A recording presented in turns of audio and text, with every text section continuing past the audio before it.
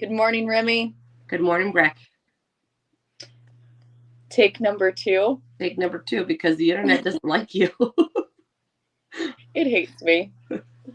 Um, Good morning, everybody. Welcome to Coffee with the Cowgirls. I'm Breck Kruger. And I'm Remy Greer. And we're going to talk about suicide, particularly in the ag industry today. Yes. Something that is both close to Remy and I's hearts and something that we feel has been laid on our heart to talk about. Um, Recap from last week. Yes, a much lighter subject than we're going to get into. Yes.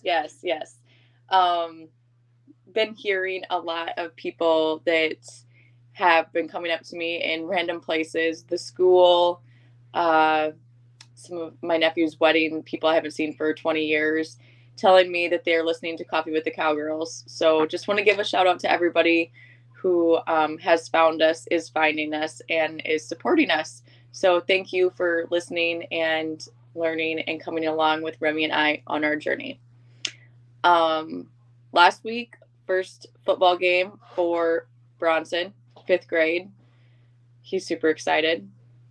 Unbeknownst to me, because I'm not a planner, we've got one tonight again. Found that out at 9:00 last night.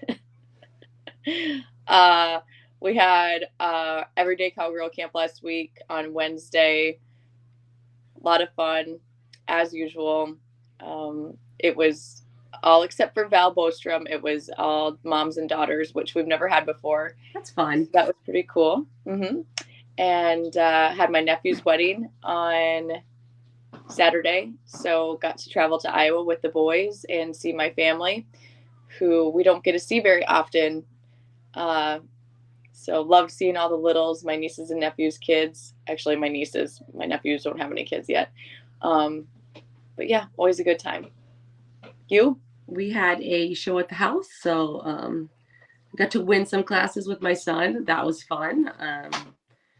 And he's just really come a long way, so it's a lot of fun. My other son rode pretty well, and then we had our annual ladies' night, which is also a breast cancer. We donate money to the Breast Cancer Research Foundation, and a shout out to Colton's Cutter Classics out of Arizona. He donates a pad every year for best use of pink, and if you follow JR Productions on Facebook, there will be a lot more pink pictures posted today. But everyone, all the ladies dress up in all sorts of pink, and we give away something. This year was a Colton Cutter's Classic pad to the best use of pink, and they go all out. It's awesome. I don't go as far out as most people. I wore a flower crown and a pink shirt this year, but there was hot pink wigs, there was hairy boots, there was Jenny Christian glittered cheap straw hat. It was like completely covered in glitter, and she sent me a text message, said she literally can't get it out of her house. So literally is my new favorite word. I did not know that you donated to breast cancer. I didn't realize that you did something in conjunction. I think that's awesome. I love things like that. And it's a super fun night. And we used to have a team roping that went along with it too. We just don't put on team ropings as much anymore, so we didn't have a team roping this year for it. I think that things like that are so much fun. And well, so if you're a person who goes to big shows, big shows are a lot of fun and opportunity to win lots of money, but there's a lot that comes along with a big show too. It's stressful and just, it's not as laid back. So I appreciate things like what you just did, because it's a laid back, fun time, have some cocktails, ride your horse, enjoy the best things in life. So I appreciate that. And ladies' night is always fun. It's like if people they donate wine. Whoever works the gate, it historically has been Jose, but this year it was my friend Ty. So whichever guy works the gate, whenever a pink thing falls off, they have to put it on. So by the end of the night, you have these like super manly guys wearing tutus and wigs and fairy wings, and it's amazing. So it's a good time.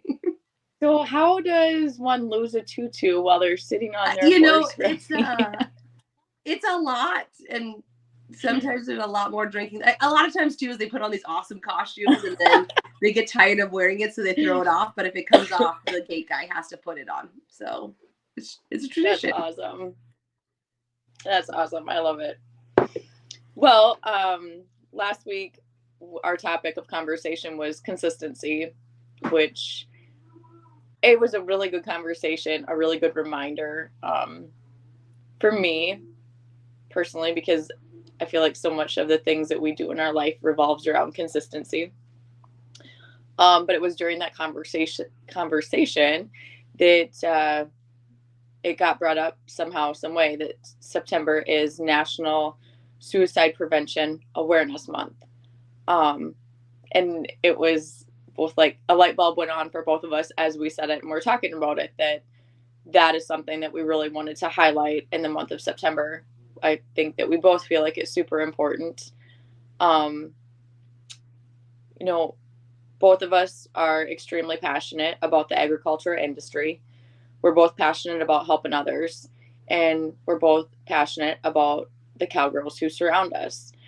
So, talking about something like suicide, uh, it's something that a lot of people don't like to talk about it because it's uncomfortable.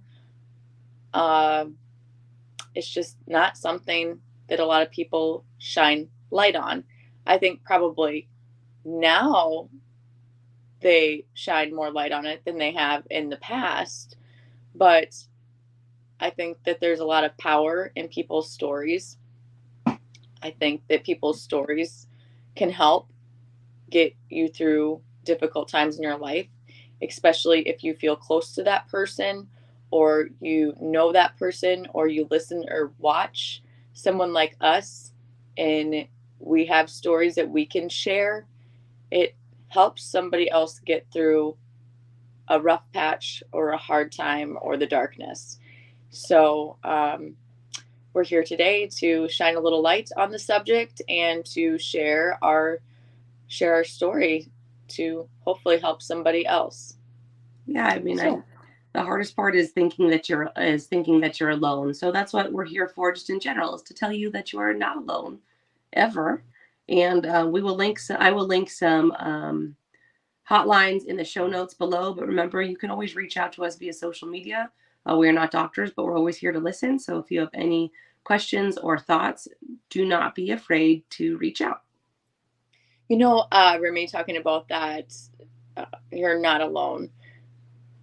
I think when you get to the darkest point or spot in your life, um, well, you do feel alone, and asking for help is so hard. And I don't even know where you start because you don't want to burden or lay your problems on someone else. So again, and I know it's like beating a dead horse, it doesn't matter who you surround yourself with. So I have made it blatantly clear on here that I suffer with depression. And a few years ago, I was ready to commit suicide. I had a gun in my car. I was by myself. And thankfully, because of my brother and then my mom, I didn't.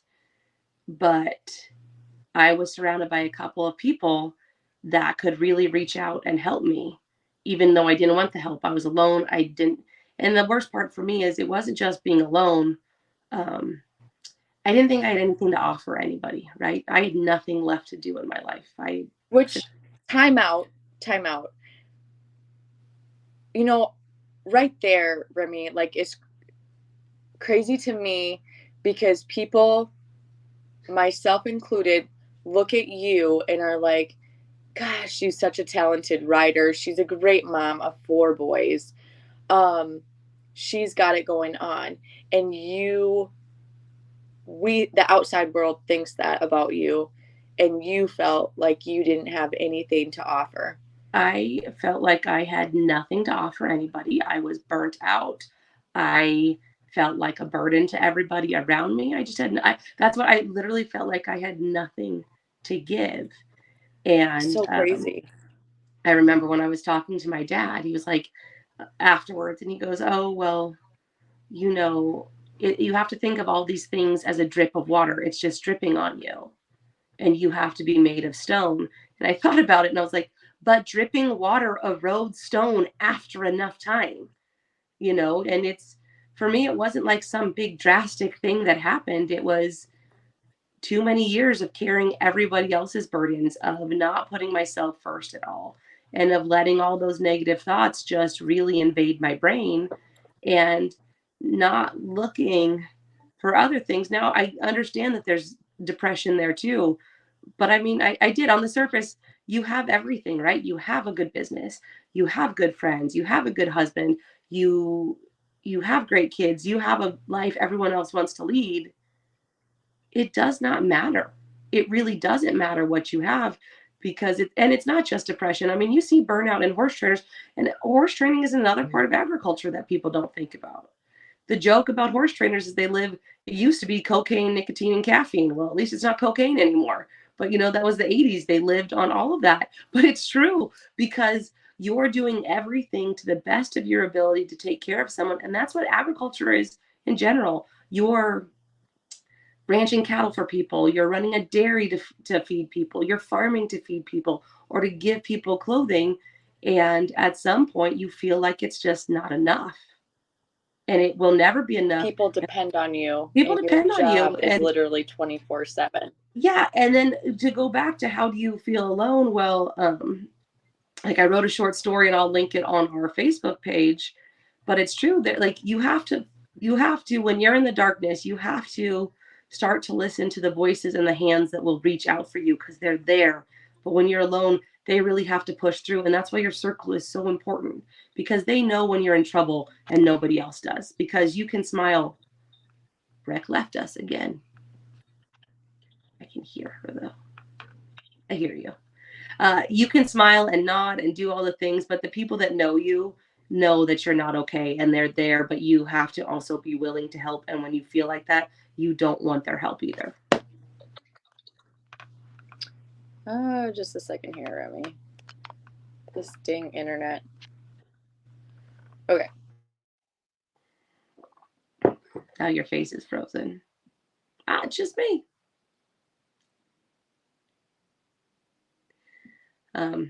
When Breck comes back, we'll talk about it more. If you are feeling alone, though, you do need to reach out to people. You're not a burden. And that's hard for a lot of people to understand. And when you're in that hole, you really don't feel that way.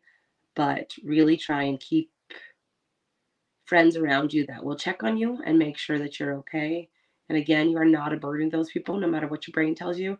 You're not a burden to your friends. You're not a burden to your family. You are worth being here. Dang it. I don't think it's a secret that agriculture is the leading occupation of suicide. And I looked it up too on women, and women's rates are rising as well. And I think that it's two different things, right? Well, the hard part with women in agriculture is, first of all, their numbers are going to raise because they're now joining that workforce in higher and higher numbers, not as the silent partner any longer, right? It's not the ranch wife any longer. It's now women running a beef business or a dairy or whatever. It's no longer just them and their husband. Now there's a lot of, it's like the whole farm her movement, right? There's a lot more women that are moving forward and really stepping into it. I always laughed when you would go to a branding, and these women wouldn't do a lot of stuff because they didn't want to show that they could do it in front of other women and other men, because they're supposed to be in a certain position. When you're like, well, who worked all these calves that got worked before we got here? Oh man, my husband. It's like, just own what you are, and that's a great thing. You're so strong, but for generations, they kind of hid out of the limelight. And when you look at farmer No, I suicide, don't. no, go on. Oh, You're good. I was just gonna say I didn't look at the numbers. I'm just saying women in general. Like I don't know. I'm sure that you are right um, on the egg side, because you are correct. There's more women entering that workforce in that field, and they're owning the Yeah. ranches, and they're owning whatever section that they grew up in. So I do agree with that. No, and I think you see suicide raise right. When we talked about it, we've talked about it a lot though, but I think you see there's a goal for perfectionism in women, and you're supposed to be able to do all the things, right? I You're wrote supposed to, that down, Remy. That was you're, where I was going to go next. yeah, you're supposed to be able to work a full-time job and keep a perfect house and never be behind on the laundry and make all your kids' sports teams and be crafty and do every single thing perfectly without failing and still be happy about it. Yeah. Now, you would never ask anyone, you would never ask a man to do that, honestly, because they're not supposed to have all those tasks. You're supposed to be your I was husband's gonna helpmeet. I was gonna ask you, Remy, when you went through your dark period, was that like around one of your kids where your hormones might have changed or I no? wish I could say it was just postpartum. I really wish I could say that. I didn't. I mean, I had minimal baby blues with all of mine. I think because I'd seen so many friends go through postpartum, I really had that. It was always on my radar to be very cognizant of it, but no, it wasn't. I mean, but I do deal with depression in general, not just related to babies. And I laugh because I really wish I could write it off that way. Um, but I really do think a lot of it was giving everything I had to every person.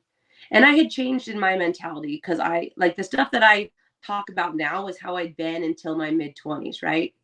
You have to care about other people, but what they think about you does not affect you. You don't deserve or need to know what people say about you. Like you have to do what's right. All the things I preach on here, I lived that way until about 3 years before I attempted suicide, right? I lived that way. And then and I think part of it was becoming a mother and not about hormones. I learned to absorb more people's problems, right? Because you'd never been at that point in your life before, correct? No, I've never been Never. at that point. I've never been at that point in my life before. But I had changed in that as a mother, you open yourself to being even more empathetic and no longer just understanding people's problems. Now you shoulder them. You become their vessel to pour everything into. And we had a lot of stuff going on. I just ran too hard for too long. I did not take care of myself. And it doesn't happen quickly, right? It's not like you're happy one day and then the next, bam, it's there.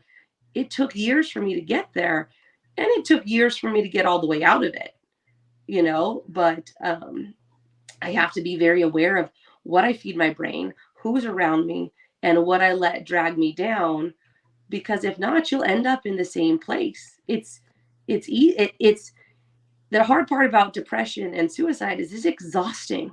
It's exhausting to come out of it because every time you think that maybe you're going to break free, maybe this will be a good day, and it's not, or you don't feel good. And for me, it's not even that I feel bad, you feel nothing. Um, That right there. Like I mean, I've never been to that place, but I could see how quickly you could get to that place because I have felt that nothing feeling, and that is not a great feeling. no, it's And worse. It's actually worse than being sad because you're like, I have nothing. I feel nothing. Like I'm just a skin you don't suit. want to do anything. No, you're just a skin suit walking around, right? So it's just and so I had to learn how to again be empathetic without shouldering everyone's burden, and I have to do that by being a better friend, right? It I have to do that by speaking my truth and talking about it and not hiding it, because again, from the outside everything was great, everything was perfect, and it's not on anyone. It's not on my husband, it's not on my kids, it's solely on me, and for letting myself get there and smiling and nodding and pushing through it. And that goes back I to feel like this is going to come out such the wrong way. So please don't anybody hold this against me. But I feel like it's important to say because, um, you know, suicide, depression, it affects everyone differently. But what I've learned is it's because this is a lot. Like, sorry, we're going to take the long way to this, but when I started Coffee with a Cowgirl, and then I took a long break when I was in Arizona. The reason that I started it back up and found somebody to partner with me was because I had not just a couple, but several individual women reach out to me at much different points of time in their life, in my life, but in the time where I quit. And they're like, they told me what a dark place they were in their life, about how they'd all contemplated suicide, and how the conversations that they listened to on here put them in a better frame of mind and pulled them out of the darkness. And I was like blown away. Going back to where I originally started this conversation at, is I feel like it's the most unsuspecting people. Yeah. And I don't want anybody to hold that against me, because it's the people that I would have never in a million years thought any had, that were suffering from depression or anything like that. But wasn't it Robin Williams? Wasn't he? Didn't Robin Yeah. Williams commit suicide? He committed suicide, and there's a lot of, there's a lot of people that you don't suspect, because if you're high functioning at whatever you do, right, and you're successful, you're really good at masking whatever's wrong. You're good at masking anxiety, you're good at masking depression, you're good at masking whatever it is, because the other thing, and this goes back to agriculture, this all ties back to agriculture. If you just work hard enough, if you just try hard enough, if you just do the steps, you'll see the way out. Well, that isn't always true, right? We go through the motions because you don't know how to do anything else. And you see it with farming and ranching. Okay, well, I'm losing money today, but what else am I supposed to do? If you're on a dairy, you can never quit milking cows, because you got to pay off the feed and commodities bill, right? Doesn't matter if you're getting paid pennies on the hour, you have to pay it off, because if the machine stops, if it all stops, everything falls apart. And, I want to go that's a back big to burden. that. That's a big burden to It is carry. for, I want to go back to that, but I want to talk about Robin Williams first, because Robin Williams was the funny guy, right? Like, big sense of humor. Now, did either one of us know him personally? No, but um, he would have been somebody that I would have never suspected, right? Because he was a big, funny guy that everybody loved, and he had it all. But yeah, he was dealing with something that nobody else could see. No, So that is what I'm learning through all of this. and I think that's part of the reason that you have to. And it's like, I tell you guys to practice kindness. I tell you to do all those things, but you also have to protect yourself, right? I was talking to someone this weekend, and she was talking about something else. She goes, I know I'm not supposed to let the negativity in. I said, yeah, but you also have to be aware of true negativity, right? If someone is consistently a piece of shit to you, you don't have to love them. You don't even have to be kind. You don't have to be mean. They just don't exist to you. And that's very hard for a lot of people, but that's how I have to do it, right? If you don't add to my life, you just don't exist. Otherwise, I would be really bitter. And bitter doesn't look good on anybody. It especially doesn't age well on you. Um, but it's the same thing. And so it's like, how do you protect your happiness and be kind and be loving and still deal with true things that affect your mental health? Well, for me, I have to practice, and we've talked about it before, right? The dichotomy of me loving someone that might not love me back. If I love you freely. I don't expect things from your love, and I don't expect things for you. And when you stop expecting people to act a certain way, it makes your life a lot easier. Because the other thing is, and I'm circling back to your point, you never know what anyone's dealing with, ever, right? You think everyone's got it perfect. They've got the perfect marriage and the perfect family and all these things. And they could be being abused behind closed doors. Could be using drugs behind closed doors, but the picture is perfect, right? They could be suffering with depression or severe anxiety, but from outside, it all looks perfect. And so you never know what anyone's going through. And even if they tell you you can be empathetic, you still don't know what it's like, you know? But that still doesn't mean that you discount their story.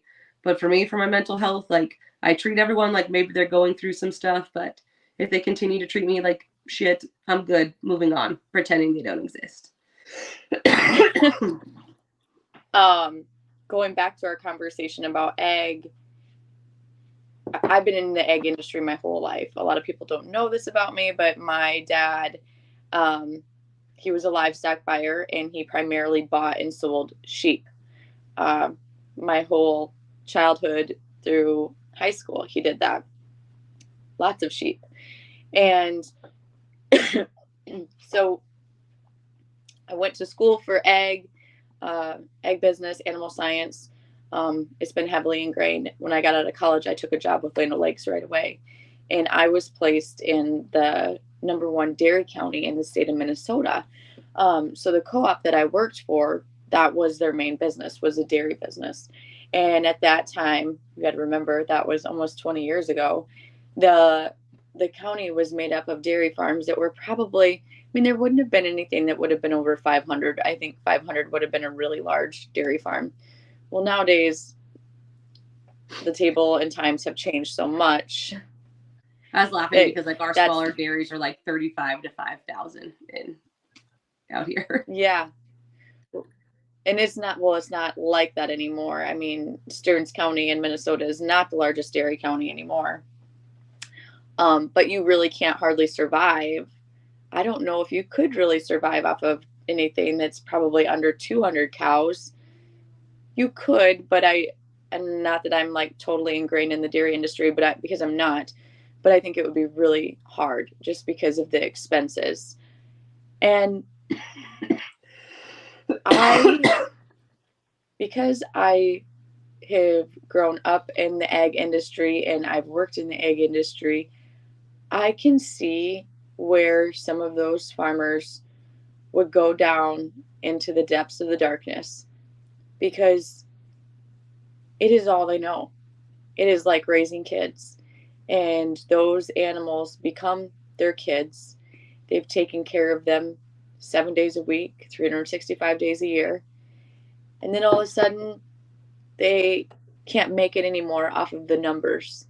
And they can't afford to bring anybody else in because there's not enough money to support a partner or another worker. They're used to doing the work themselves.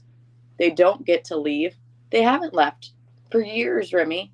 They haven't left the farm because they physically can't. But that's the only life they know. And when you say that you're going to take that life away from them, I don't think they can see past it. They don't know what to do next. Yeah. And I mean, and a dairy is a perfect encapsulation of that. As ranchers, you get to leave a little bit more, still not a lot, but you get to leave more, right? Because if it's not calving season, you can go check your cows and kind of leave them be. Even if you're feeding cattle, you don't have to be there in the same way that dairymen do. And you also don't have the same bills as dairymen. Like when you guys drive by a dairy and you see those big plastic things wrapped, that silage, cattle have to eat it. They have all that hay because it has to be chopped into the silage. They're growing, and dairymen are growing a lot of their own feed, but it's huge bills, and the machine can't stop because they're really playing a commodities market, hoping that it comes true, right? That it comes big. But the co-ops now own every, it's the same thing. You drive around here, it's Land O'Lakes that owns a lot of our dairies around here. And so yes, it's individual dairymen, right? It's individual dairymen that are running these dairies, but they don't own it anymore. They don't own their whole product. They're just part of a co-op. And there isn't a way out. And then you take it away from them. And that's why you see that's where I think the problem lies, is when you take something away that's the only life they've ever known. And what's your way out? So in agriculture, and it's the same thing for me when I suffer with it, right? You're marked by how hard you can work, right? How hard I work, that's the measure of who I am as a person, right? For ranchers and farmers and dairymen, that's the mark of them as a man. How hard can they work? How much can they do? Because if they just work harder, if they just try harder, if this and this and this just happens, well, some of it's got nothing to do with you. And the hardest part about agriculture, it's dependent on the weather first and foremost, right? Because when you think about corn crops being destroyed, it's not just the corn that you're going to eat, it's the corn that's going into feed for cattle and pigs and chickens and all of it, right? Now that's a whole landslide of things that could have gone wrong. There's all these things that happen, and there is no way out. And most of these guys, even if they went to school, they still went to school for ag. They didn't find another way out. And then you have a population that thinks you're trying to poison them or kill them or make massive amounts of money. And you're like, I'm so far in debt, I can't make money. Like they talk about the debt, the debt for farmers right now is like $23 billion because, and a lot of that it seems like every time agriculture starts to get a good foothold, something goes wrong. So soy prices are down ridiculous amounts, and all of that came from the Just trade one wars. second. I have a dog locked in a room and she's freaking out. Life is happening. Oh my gosh, they're worse than children. But you have soy exports, and a lot of that happened with the China trade wars, right? We went into a trade war with China. Those guys were supposed to be guaranteed a certain amount of money on their crops, and that's what people don't understand about agriculture. It's not like you plant it and then you sell that crop and that's how you get your money. It's all done on something called futures, right? So they sold their soy and planted more soy, thinking that they were going to get X amount of money because you looked at the market. Well, then we got into the trade war with China, and that dropped by like 75%. And then China owns debt in Canada differently than you can in the US because corporations are technically seen as individuals in the US. So they just started buying all of their soy from Canada. Well, that hurt American farmers that had pulled out other crops in order to plant soy because they were looking at the futures. And the other thing about agriculture and why you see it, we'll talk about the numbers, right? It says, depending on what source you look at, it says agricultural suicide is 1.5. You're either 1.5 to 3.5 times more likely to deal with suicide in agriculture compared to the general population. And part of the reason that those numbers are so varied is for years, a lot of these farmers and ranchers were hiding suicide as accidents to make sure that their family and the farm got paid on life insurance. So a guy that had never had an accident on a tractor all of a sudden has a combine explode with him on it, or drives it into a river, turning off the emergency systems in silos and having corn dumped on top of them. These are all horrible ways to die. But trying to salvage their ranch and their family, and again, that even speaks worse. I mean, it even speaks harder for agriculture, right? Even at the end, they're trying to make everything okay for their family by making their death look like an accident rather than a suicide. Yeah, it is. I don't know. As much light as I don't think is being shown on the subject, I think that there's more light now more than ever. So I'm very hopeful that people are getting the help that they need, especially in this transitional time, because I think that is the main problem, is they don't know how to transition to the next phase of their life. That is hard. And I think where people are under the misapprehension about, again, what your life looks like versus what it is. So you see it on all the farming TikTok right now, how like, oh my God, these guys have so much money because, they're driving a $500,000 tractor. Well, it's just a payment every month. And it's a payment, and it's the cost of you doing business, right? You get to play with cattle. You're right. There is nothing better for me than finding calves hid out in the grass. The flip side of that is pulling calves that fall apart inside their mother, or having coyotes kill them, or dying because, it went from 100 degrees to 60 degrees and then down to 30. There's a lot of death that's involved in agriculture. It's the same thing with farming. You can plant a whole crop and you have one bad freeze, and this is more for you in the Midwest because we don't deal with it in California, but you can have one bad freeze that now takes out your whole crop. You can have a freak blizzard like the Atlas blizzard that takes away generations of breeding. You could have the heat wave that went through the South that killed all those cattle. There's all these things that aren't in your control. And what happens is, from the outside, they're like, oh, they should have put those cows in a barn. They should have turned those cattle out. There's no way out of those situations because you're not dealing with 5 head in your backyard, right? You're dealing with 10,000 head in a feedlot. You're dealing with 500 pairs in the middle of a deal where it shouldn't have snowed for 3 more months. But they don't think about that. And then you're the enemy, and you're like, dude, I'm doing my best to take care of all of my animals and all of my crops and feed you, and yes, make money. But like, money's the third thing there. It's not even the first thing. because with the dairies, they talk about it 1 out of every 5 years. With ranching, they talk about it 1 out of every 10 years pays for your enterprise. And there are years, and I will tell you, there's years like where we rang the bell and it helped us build a lot of stuff. And there's other years where you're like, I'm not so sure that we're getting anything for Christmas. Okay, so it's feast and famine. And then they tell you be smarter with your money. How am I supposed to be smarter? I'm feeding the machine, man. The other thing is, a lot of the farms that you see nowadays, because it's so expensive, I mean, it's not like, when you're little, what do you want to be? I want to be a farmer. Well, unless you're pretty much born into it these days, it's not happening because it's so expensive. The land is expensive. The equipment's expensive. It's generally a generational occupation. And there's a lot of pride that's involved with generational farming. And especially in some of the times where, my dogs, you guys, does anybody want a dog? I'm ready to give some away.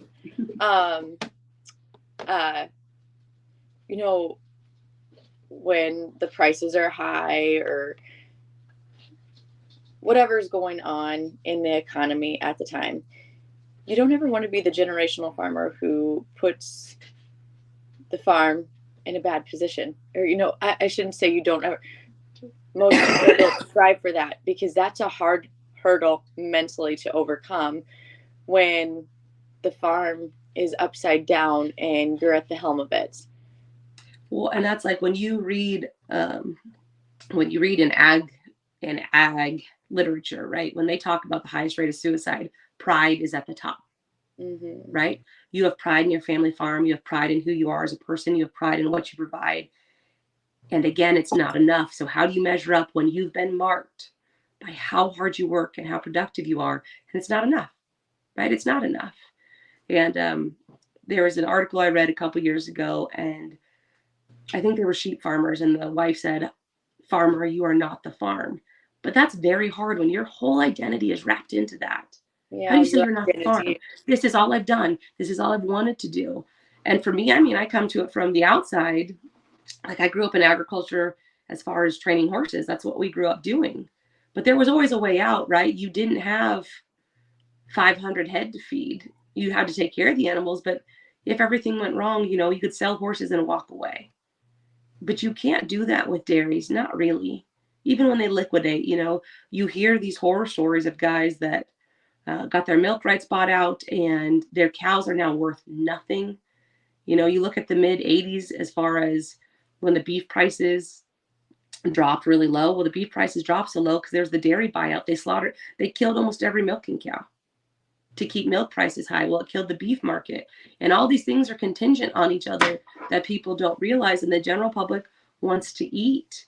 And I think that's why you see such a disconnect between the ag industry and the general public, because for years they've been demonized because you look like you're making a lot of money. Well, you have to take all that money and keep moving forward. You don't just get to take your money and be like, oh, good, great year. Now I'm going to go do something else, because we don't know. And generally, we love what we do. Like, I love cattle. And I love training horses. But it doesn't always pay you a lot of money. And then people want to treat you like an asshole, and it's not so much fun. I don't think that we talked about this, but going back to the women side of things, women in general, I think that it's been ingrained in us, and I think that there's a little tiny piece in each and every one of us, women, who strive for perfection, a level of perfection in different pieces and parts of their life. And it could be perfection to be liked. It could be perfection to have a clean house, be a good mom, be the one who does all the running, the cooking, the cleaning, holding down amazing job, whatever. I think that there's a little piece of all of us who looks for perfection in many different aspects of our lives. And I think that the perfection is draining. And I think that it causes us to go to the darkness. And Well, it causes a massive amount of burnout because the hard part, if you do all those things, right? If you're a mother, so if you make the dinners and you do the laundry and you make sure that they're fed and cleaned and to school on time and they have all their extracurriculars, that's not just enough, right? That's expected. That's just what's expected, right? Like those are three different jobs. They're all expected. And then you're supposed to be successful on top of that and take care of yourself and have a personal life. And you're like, I can't do all the things all the time. And, social media is a double-edged sword because it's great. It's opened up a lot of channels of communication about being a hot mess, and it's okay to be a hot mess, which I fully think it's okay to be a hot mess. Like, get on that train. But then you watch these other women, and again, it's a curated image, but they have the perfect house and perfect hair, and they wake up at 4:30 and can do yoga, and then make like perfect bento boxes for their kids' lunches, and they're running, a multi-million-dollar empire, and they're doing it all by themselves, and they have sex with their husband 8 days a week, and they're always perfect, and that's what, and I'm oh just God. like, choo choo, all aboard, Yeah. man. So you have to watch that. You have to remember that it's a curated image, but it makes you feel shitty sometimes that you can't do all of it. And again, try not to die. The level of expectation of mothers and wives and women in general just keeps getting raised higher. It's like, oh, And you could do even all those. so, I It's like, you could do all those oh, go things, but let ahead. me add one more. There's not enough. Let me add another So thing for you. we had a conversation the other day privately about expectations of younger women, like high school age and into college. And I think for our younger viewers, it's just as important because I see what society puts on you. I've been there. I don't think that when I was in high school in my 20s, I don't feel like I ever had that level of pressure or expectation that they do now. And I feel terrible for them because it's a lot to bear.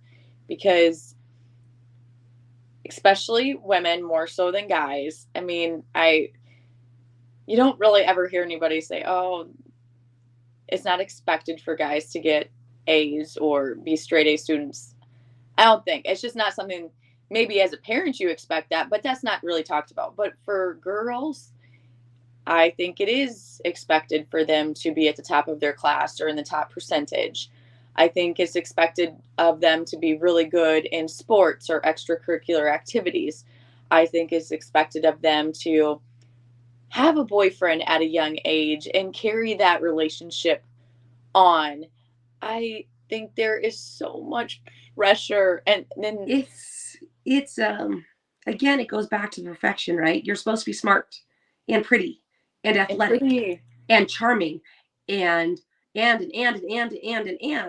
You're supposed to be all those things. Like, I think it starts at such a young age. Like now that we're and having a conversation, I like God, we put a lot of pressure. I mean, on our younger generation of women to be something that they're probably not even ready for or know at the time, right?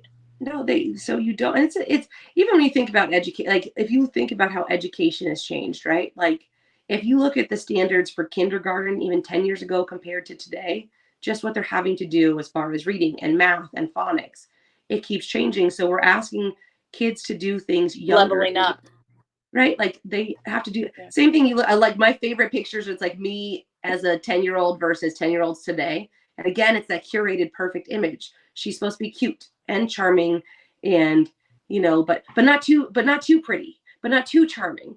Like, and that's the hard part about being a woman is especially so in the ag industry, you cannot falter. If you're a woman, you are now the embodiment of every woman in your field, right? So if you fuck up, it's all women that fuck up. But if you're a guy, you're just a dipshit that fucked up. Those aren't the same things. Now, women don't get forgiven. They don't get given grace if they're in a male dominated field because they should be better. So you have to be 2 times as good to be given half the credit in agriculture. And so that leads to burnout because you're like, I can do physically and mentally no more, but it still isn't good enough because I'm a girl.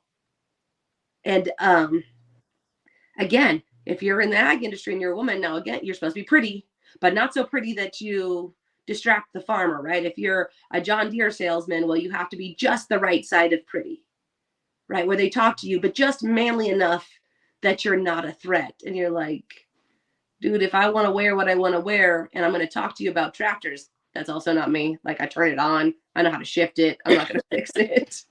Um, but like there's all these double standards for women, and that adds to even more pressure, right? You're in a tough field, and then you can't mess up. You can't do any of those, you can't falter.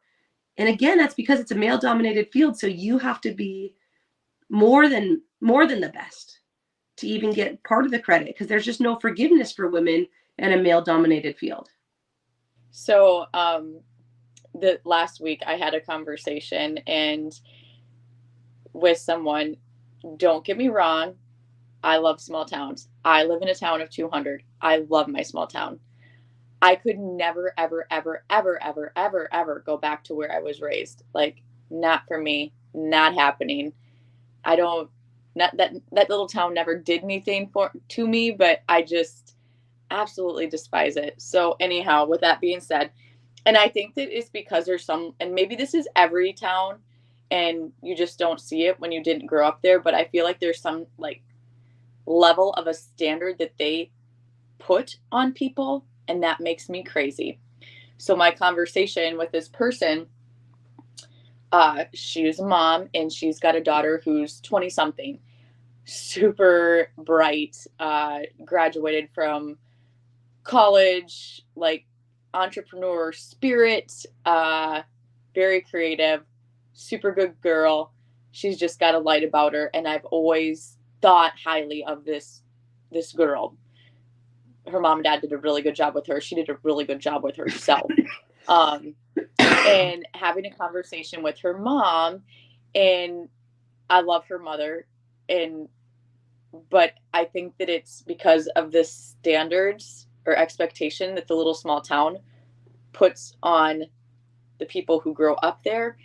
Her mother was like, I'm like, how is she doing? I can't wait to hear about her. And she started telling me, but before she told me, she almost apologized to me. And she's like, oh, we're just doing things so backwards. And I was like, what are you doing backwards? And she said, well, she's working, she's living with her boyfriend out in South Dakota.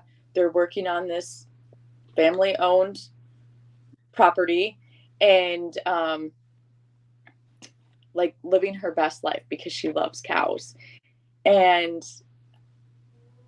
she's doing it like a full-time gig, working the cattle ranch with her boyfriend. They're not engaged, and I just looked at her and I was like, whoa, I think it's amazing. I don't apologize to me, and these people want you to apologize to them because she's not fitting into their cookie cutter lifestyle, but she will be better for it because she's getting out, she's seeing the world, she's doing what she loves, she's following her passion and her dreams. Just because she didn't take the same vehicle to get there, she didn't get married at a young age. She didn't stay in the tiny little town, which if you're doing that, that's awesome. And that's what you want to do, that's awesome. But I'm totally for going and exploring and seeing the countryside and not settling. I'd rather have you live with somebody and not settle down until you know that, like, this is a person I cannot live the rest of my life without.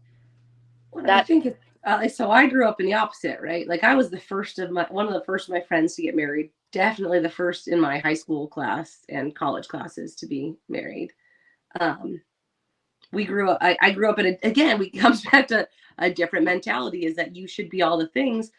Like you should go get your education. You should make sure, because don't settle for anything. Now, I got married young. I'm glad that I got married.